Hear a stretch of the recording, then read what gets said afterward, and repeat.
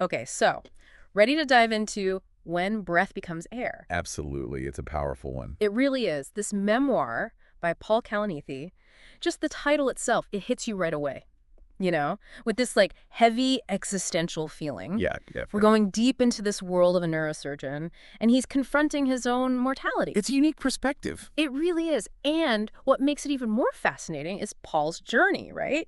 He starts out, he's captivated by literature, by those big questions Yeah. about life and meaning. Yeah. And then he completely shifts gears to medicine, and specifically to the brain, like the intricate workings of the human brain. The most complex organ. Exactly. I mean, can you imagine being at the peak of a career like that? Right. And then suddenly you get hit with a diagnosis of stage IV lung cancer. Wow. It's like his whole life just becomes this mirror to all the questions he's been wrestling with.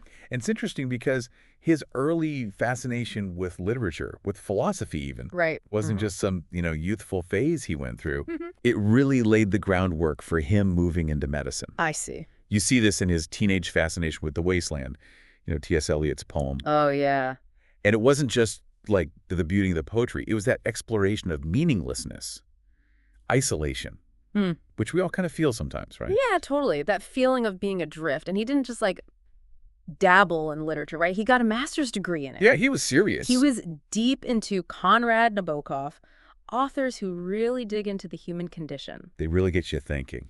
It's like he was seeking answers in those pages, Yeah. something more solid than philosophy could offer. Exactly. And through all that searching, he kind of came to this profound realization, I think, Okay. that the meaning of life Mm. isn't found in some big, grand theory. It's deeply intertwined with human connection, relationships. He actually calls it human relationality. I like that. And it really resonates with anyone who's ever felt that sense of belonging or purpose through connections Yeah. with others. That's a really good point. And it makes his transition to medicine even more intriguing. It wasn't just the science for him. No. It was about this exploration of the mind, the body, the very essence of what makes us human. He even had this incredibly impactful experience at a care facility for children with severe disabilities. That was a defining moment for him. Yeah. Seeing firsthand how damaged brains could actually impact a person's ability to connect, Right. to form those meaningful relationships. Right. It was heartbreaking for him, but also very illuminating, Yeah. It wasn't about fixing a broken brain necessarily. It was about understanding the very essence of what makes us human. It's like he trades his metaphorical scalpel for a real one. Yeah. He goes from dissecting meaning in literature to facing it head on in medicine, in the real world, the messy world. The world where it matters. Exactly. And what really stands out to me is that he doesn't shy away from anything, from the raw realities of medical training. Like that description of his first cadaver dissection, it's so vivid. You're right there with him feeling the scalpel, like unzipping the skin. Yeah. The emotional roller coaster. It's just Intense. yeah. And what's so powerful about his descriptions is that he manages to balance that scientific detachment that's required in an anatomy lab, Yeah. with the emotional weight of actually handling human remains. Right. He even shares this story about a fellow student who just couldn't handle the thought of his own mother being dissected, Oh, wow. and he asked for her body back. That's heavy. It is. It really underscores how death, even in the clinical world of medicine, it's never just a scientific concept. Right. It's a deeply personal and emotional experience. And I'm curious, did this awareness of death shape his choices in med school? Absolutely. Yeah. Well, some of his classmates were gravitating toward those like lifestyle specialties. Paul was drawn to something completely different, the intensity of neurosurgery. He was searching for a calling, not just a job. Makes sense. And neurosurgery, it's a field that forces you to face those big questions about life and death every single day. And those questions become even more urgent when you're dealing with the brain, right? Absolutely. The organ that houses our identity, our consciousness. Our very essence. There's this line in the book that I just keep coming back to where Paul says, every operation on the brain is a manipulation of the substance of ourselves. It's a powerful image. It really makes you think about the responsibility that neurosurgeons carry. It's not just about fixing something broken. It's about understanding what actually makes a life worth living. Yeah. And Paul explores that question throughout the book. He even challenges the reader, you, to think about it.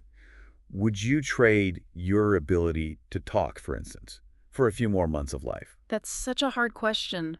These are the kinds of impossible choices that neurosurgeons and their patients, they face all the time. That's powerful. Gets to the heart of what matters most, what we're willing to sacrifice. And speaking of sacrifice, Paul doesn't sugarcoat anything about the demands of residency, those 100-hour work weeks, the constant pressure, exhaustion. It's grueling. He even talks about a fellow resident, Jeff, who committed suicide Yeah. because he couldn't handle it all. It's a lot to process. It is. Burnout is a serious issue Yeah. in medicine in general. And Paul, he really grapples with it during his training. Missing dinners with Lizzie, falling asleep mid-conversation, the strain on their relationship. It's a lot to carry. It really highlights those personal sacrifices that are often made in such a demanding field. And just as he's hitting his stride, feeling more confident, his whole world just flips upside down. The diagnosis. Yeah, it's brutal. He goes from being the doctor who gives the diagnosis Bro. to being the patient receiving it. That's complete role reversal. He describes this really chilling moment of looking at his own CT scan and seeing the truth right there. The tumors in his lungs, the deformed spine. It's like you can feel the floor dropping out from under him. And what's so human is his initial reaction. He tries to cling to statistics, like he can outsmart the disease by analyzing the data. It's like he's trying to stay in control, distance himself from the emotional reality of what's happening. It's a defense mechanism. We all have them. But as the illness progresses, he's forced to confront his mortality on a much deeper level. He becomes the object instead of the subject. Yeah, he talks about that. That shift is profound and disorienting. And this is where it gets really interesting. He finds himself turning back to literature, the very thing he set aside to pursue medicine. It's like he's coming full circle. It is. It's like he's seeking solace and understanding in the words of those who've also grappled with these big existential questions. He rereads The Wasteland, immerses himself in Solzhenitsyn's Cancer Ward. He even delves into Tolstoy and Montaigne, exploring their philosophies on death. It really speaks to the power of literature, doesn't it? It does. It helps us make sense of the world, especially during times of crisis. But it's not just about finding comfort. It's about finding a language to express the inexpressible. And in the midst of all of this, he and Lucy make a really courageous decision. They decide to have a child. It's a decision that really gets to the heart of what Paul was wrestling with, the meaning of life, the power of human connection. It raises so many questions. What does it mean to bring a new life into the world, knowing that one parent might not be there to see it grow up? The ethical implications. It's a complex and deeply personal decision that forces us to confront our own values about life and death. And what's striking is that even as Paul's world seems to be getting smaller, his curiosity, both intellectual and emotional, it doesn't fade at all. Right. He doesn't just resign himself to his fate.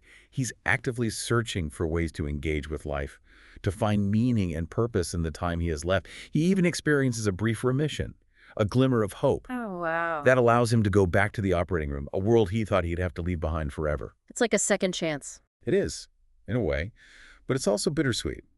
He describes the joy of getting back into surgery, relearning those skills, the excitement of being in the OR again. But at the same time, there's this realization that his body can't handle the demands anymore. That must have been tough to confront those limitations, especially as a neurosurgeon. It's a powerful reminder that even the most skilled and dedicated individuals are ultimately subject to the limitations of the human body. And this realization, coupled with his awareness of his limited time, it leads Paul to make a difficult choice, to step back from surgery for good. He shares a moving story in the book about a spinal surgery he's almost finished with, but he just can't push through. He has to acknowledge his limits, hand the scalpel over to his junior resident. It must have been incredibly humbling for him. It was. And his friend and co-resident, Victoria, sums it up perfectly when she tells him, "I know how you did this for so long." It really highlights the toll that neurosurgery takes. A toll that even in his healthy days, Paul was very aware of.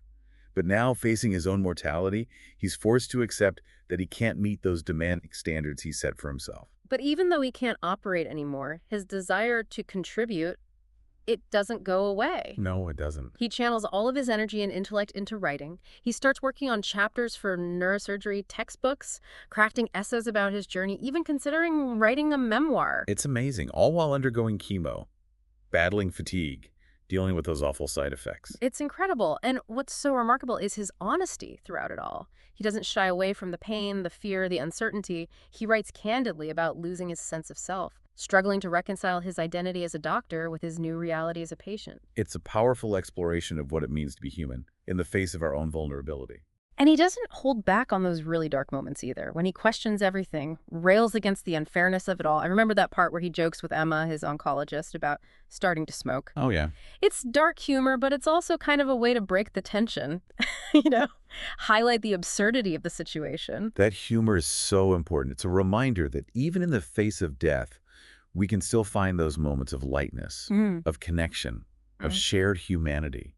And speaking of connection, Paul's relationship with Lucy, it deepens in the face of his illness. They find strength in each other. They share their fears and hopes, support each other through the darkest of times. It's both beautiful and heartbreaking to witness. It's one of the things that really stuck with me. Lucy describes his diagnosis as a nutcracker, getting us back into the soft, nourishing meat of our marriage. Wow. It's such a powerful observation. It suggests that sometimes it takes a crisis to strip away all the superficial stuff and reveal the true core of love and connection that holds us together. And that brings us back to Paul's concept of human relationality, doesn't it?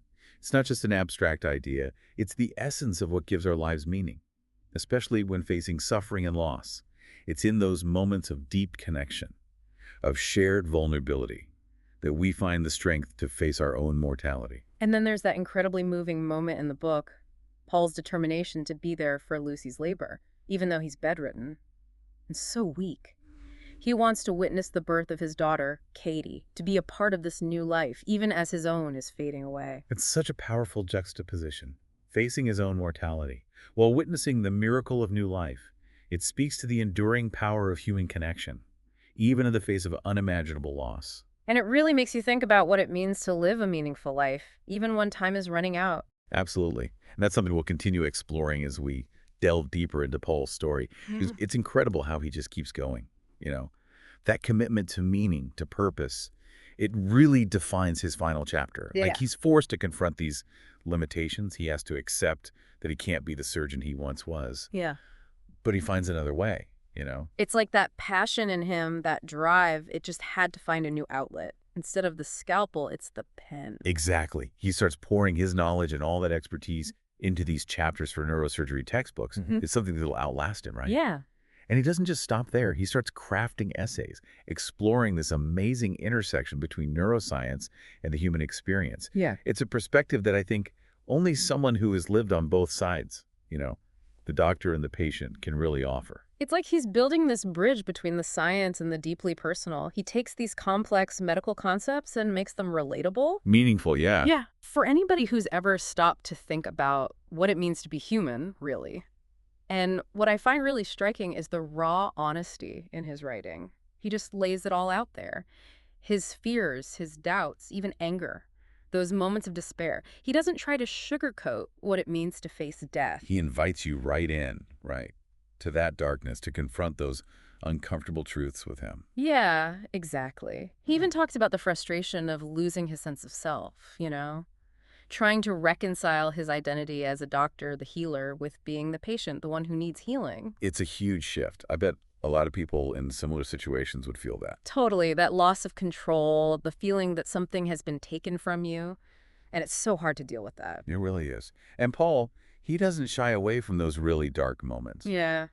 You know, where he questions everything, where he's angry about how unfair it all is. Like that part where he jokes with Emma, his oncologist, about starting to smoke. Oh, yeah. Dark humor. But it's also kind of brilliant. It is. It releases the tension, but it also highlights just how absurd the whole situation is. Yeah. It does, yeah. It's like a little bit of light in all that darkness. Exactly. Right. And humor is so important. Even in the face of death, we can still find those moments of lightness, you know, of connection, of being human together. And speaking of connection, his relationship with Lucy, it just grows deeper as he gets sicker. Yeah, it's such a beautiful part of the book. They really lean on each other, don't they? They share their fears, their hopes. They support each other through the toughest times. It's beautiful, but it's also heartbreaking. It really is. I mean, Lucy describes his diagnosis as and this is a powerful image, she calls it a nutcracker, getting us back into the soft, nourishing meat of our marriage. Wow. What an image. It makes you think, Sometimes those really difficult times, it can strip away all the distractions, all that surface stuff. And what you're left with is that core, that love, that connection. And that brings us back to Paul's idea of human relationality, doesn't it? Hmm. It's not just some theory, it's the core of what gives our lives meaning. Mhm. And that's especially true when we're dealing with suffering and loss. Right. In those moments where you feel so connected, so vulnerable with another person, that's where we find the strength to keep going, to face our own mortality. And then there's that moment. Paul's determination to be there for Lucy's labor, even though he's confined to bed, so weak, Yeah. he wants to witness the birth of his daughter, Katie, to be a part of that new life coming into the world, even as his own is fading. Can you imagine that? He's facing his own mortality, and yet he finds that strength to be present for that miracle of a new life beginning. It's amazing. Well, he is. And the contrast, his own fragility, next to the potential of this newborn child. It just adds this whole other layer of meaning to the final chapters. It makes them bittersweet, but also so incredibly powerful. They are. There's that sense of melancholy, of course, but also those sparks of pure joy, those radiant moments that cut through the darkness. It's like that image of Paul, even though he's weak, he's holding Caddy, he's singing to her, bouncing her gently in his lap.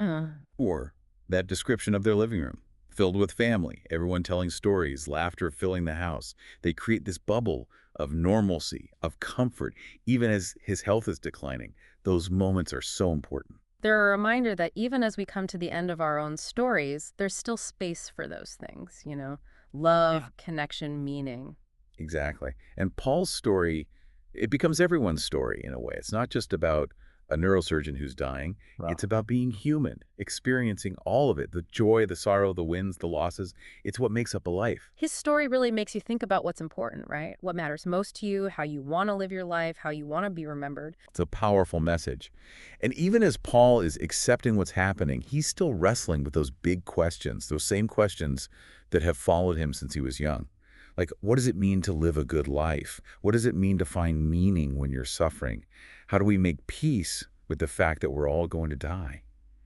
And as he's searching for those answers, he doesn't just look inside himself. He looks to those around him, especially Emma, his oncologist. Their relationship was something else. It went beyond just doctor and patient. It did. She wasn't just treating his disease, she was walking with him on this journey.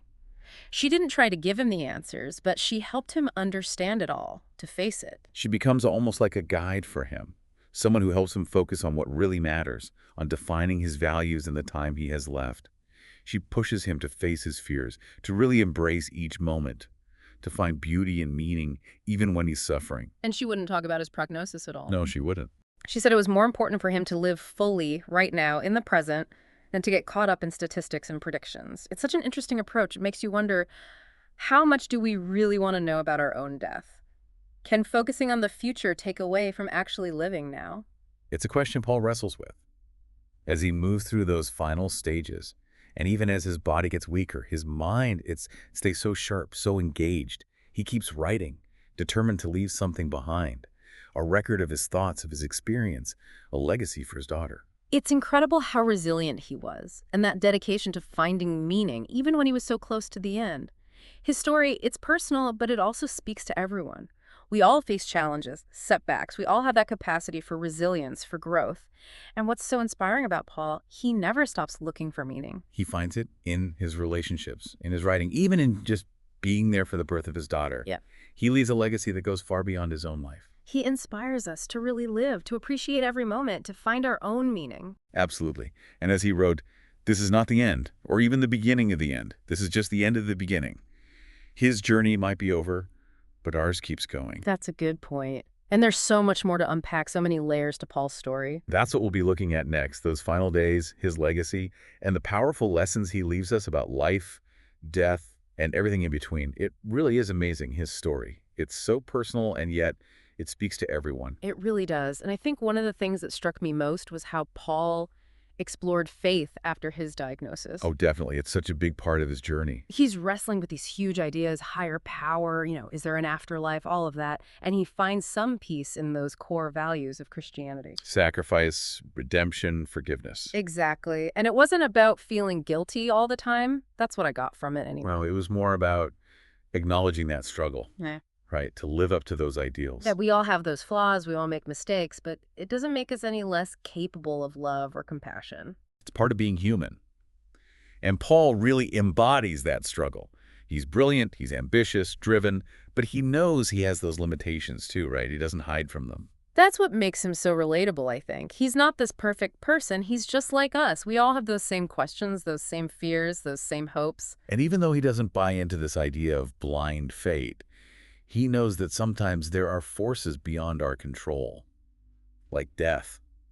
It's a tough balance to strike. It is, accepting that we're going to die someday, but still trying to live a life that matters. It's like walking a tightrope for sure. Mm. And Paul, I think he manages it beautifully. He's not claiming to have the answers. He's just bringing us along on that journey with him to consider those big questions together. And as he gets closer to the end, he finds peace. Not through some big revelation, but in those everyday moments, surrounded by family, holding his daughter, just the simple things. The power of human touch. You can't get that image out of my head.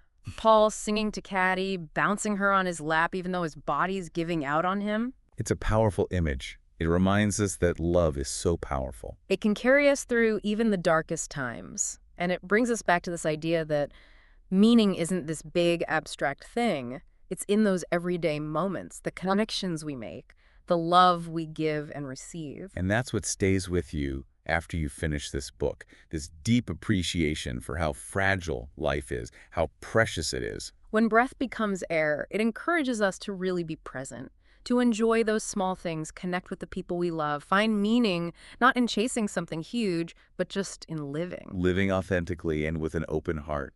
And it's a reminder that even though our lives are short, they can touch others, leave a mark. Paul's story shows us that. And as he said, this is not the end, or even the beginning of the end. This is just the end of the beginning. His journey might be over, but ours continues. So keep exploring, keep asking those tough questions, keep connecting with each other, keep searching for meaning in your own lives. I love that. That's a perfect place to end, I think. Thanks for joining me on this deep dive into When Breath Becomes Air. It's a book that will stay with me, and I hope you all check it out too. You won't regret it.